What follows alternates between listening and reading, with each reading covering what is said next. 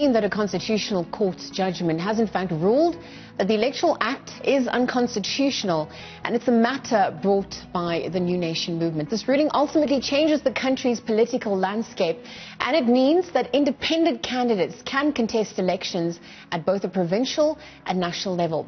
But to unpack the implications and practicality of all of this ruling, Associate Professor Barry Hanyane from the Northwest University now joins us via Skype.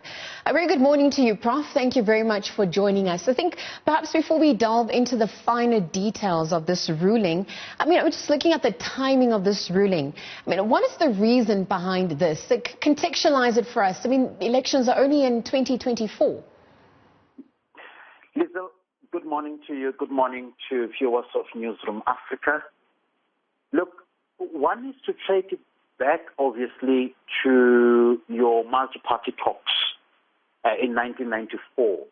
Remember, we had the collapse of CODESA 1 and CODESA 2, respectively.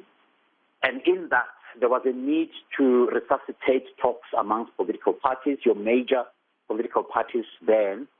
And somewhere in those negotiations, there was the placing of the so-called the sunset clause, which actually was some kind of a gentleman's agreement that at some stage in our democracy, in the whole dispensation from 1994, there will be a need to revise our electoral system. It wouldn't be that it would forever accommodate political parties, and it would then have to be reformed in line with the foreseeable changes that are likely to characterize our polity in the long run. And in between, we've had a situation where numerous political parties, especially those from the opposition benches, including a stronger civil society, actually campaigned for these electoral reforms, if you want to call it that way. And here we are, 2020 fast track. We're sitting with a very important, groundbreaking constitutional ruling that then declares that seeing that we already have electoral reforms to a larger extent at local government level, and by the way, I'm sitting in a place where the local government reforms were initiated right here in Potchefstroom, in the then Tlokwe municipality, where one councillor, Mr. David Kam, actually campaigned to allow independent candidates to be a part of this system. So, fast track, here we are today. Independent candidates can be included now at provincial as well as national level. But this comes at a price, no doubt about it. The campaign worked in years gone by, but again, putting pressure on the IEC, putting pressure on a number of legislation currently in operation, including, amongst others, the so-called Political Party Funding Act, Act 6 of 2018, which came into effect in 2019 in January, which then regulates issues of party funding. I have a suspicion that some of the clauses in that act may have to be repealed, and this will put pressure on Parliament in the next 24 months to ensure that the ruling does take effect. Prof, speaking of the pressure that it perhaps adds to political parties and especially in relation to the reforms, can you walk us through some of the implications that this ruling has? And also South Africa's state of readiness to implement such a system? Well, I would say this question must be asked directly to the IEC to start with. Are they ready to reform the logistical infrastructure that they have? Are we likely to see balloting going electronic, or are we likely to still see your paper-based electioneering? These are some of the questions that the IEC must respond to. But at the same time, it puts the same organization to be closer to Parliament as and when a new legislation is drafted, to ensure that from each side, capacity is at the center of these reforms and the debate. But then going forward, we shouldn't celebrate too early. running a campaign in South African context as an independent will not be a walk in the park. Those who have political ambitions to do so, both at provincial level and national level, must mobilize enormous resources, physical resources, material, and by and large, a group of campaign persons who will then assist them in ensuring that their campaign reach every corner of the country and is able to attract attention and support from a broader support base. It's not going to be easy.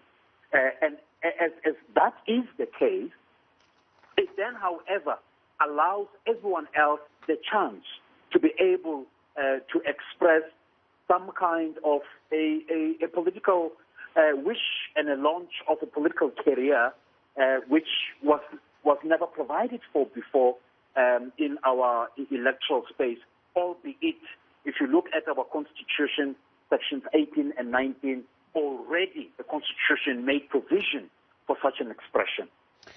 Professor, speaking about attracting support, I just want to delve into the issue of voting patterns. I mean, in the past, we've seen that some of the determinants included both attitudes and relations affiliated to political parties. Do you see this changing, with the next coming election? I mean, obviously, people traditionally having voted for, let's say, the ruling party, I mean, now changing their voting patterns for an individual.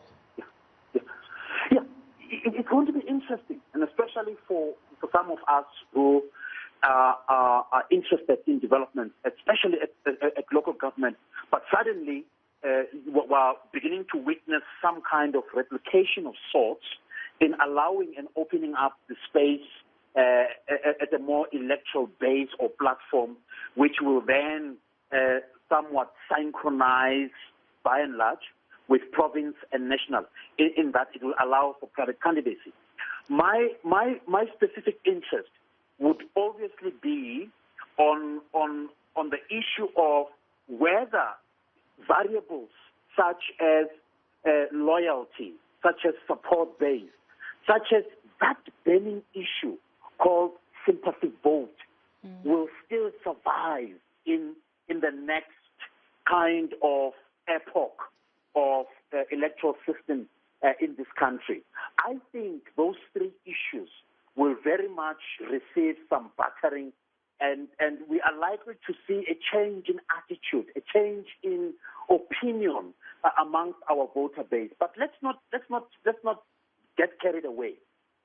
Our voter base has not peaked in any of the election season, except, of course, in 1994, where we experienced a huge euphoria. We all wanted to come out and experience what voting was like. There was excitement in the country. There was that sense of anticipation that for once we were moving into an uncharted territory, politically and otherwise. But here we are, 25 years down the line. Things have changed. There's disappointment in certain circles. There is perhaps civic apathy as well in certain corners of our country. How will this change will depend largely on how the reform itself is undertaken and how persons who want to exploit this space are able to convince potential voters to take part and support them. Prof, it seems that we are running out of time. I just, in conclusion, I mean, there's different arms of the state. We've got the judiciary, the legislature, as well as the executive. I just want to know, in terms of the leadership of those various arms, in your opinion, do you see it happening within the timeline that had been issued by the court? What are some of the avenues they could explore, perhaps to implement some delay tactics to ensure that it doesn't come into fruition come the 2 to 3 year period as stipulated?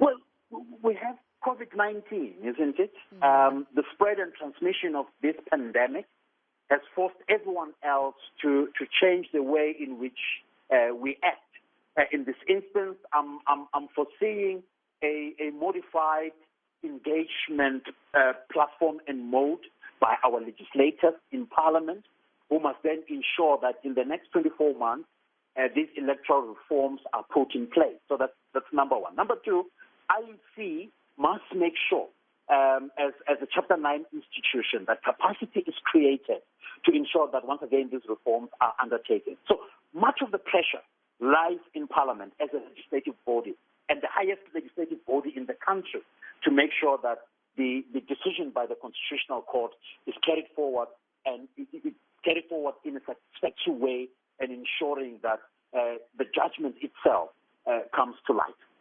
Perfect.